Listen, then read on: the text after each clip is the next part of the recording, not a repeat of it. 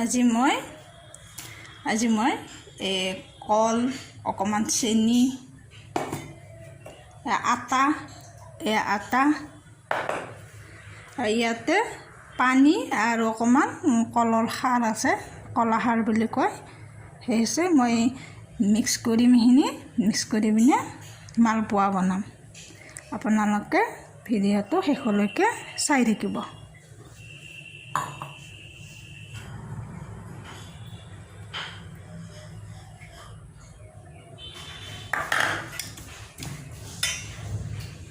এইখিনি ইয়াতে পাকুহুমীয়া গৰম পানী আৰু তাতে আঠিয়া কলৰ কলা খাৰ 2 চামুচ আছে, মিক্স কৰি লৈছোঁ মই।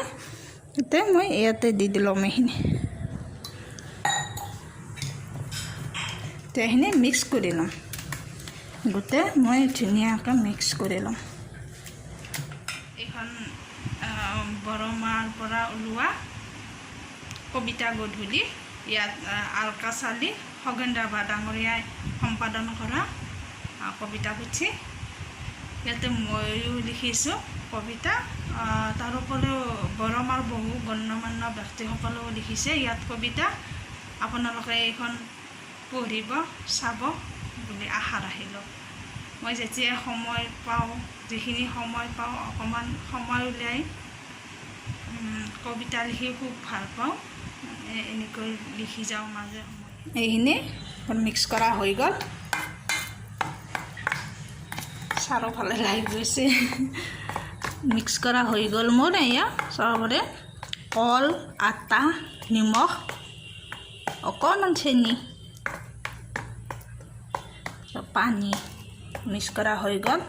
এতিয়া মোৰ কেৰাহী গৰম হৈ গৈছে, কেৰাহীত বহাই দিম।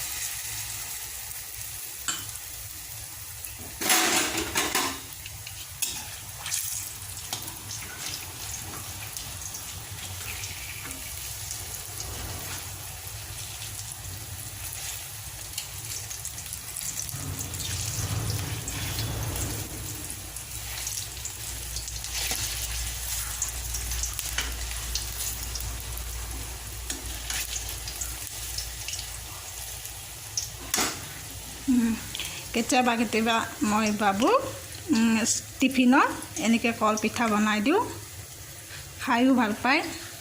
এনেকুৱাকৈ বনাই দিওঁ মাজে সময়ে।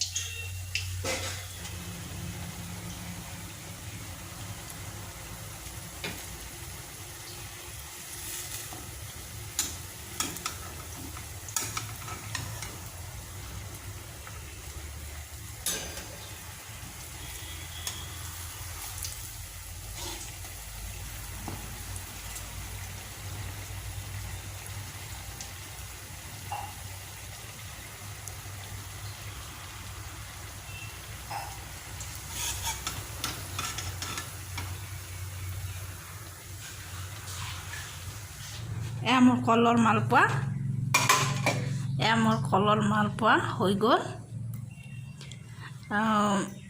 আপোনালোকে ভাল পালে ভিডিঅ'টো like, share, subscribe, comment, share কৰিবলৈ নাপাহৰিব।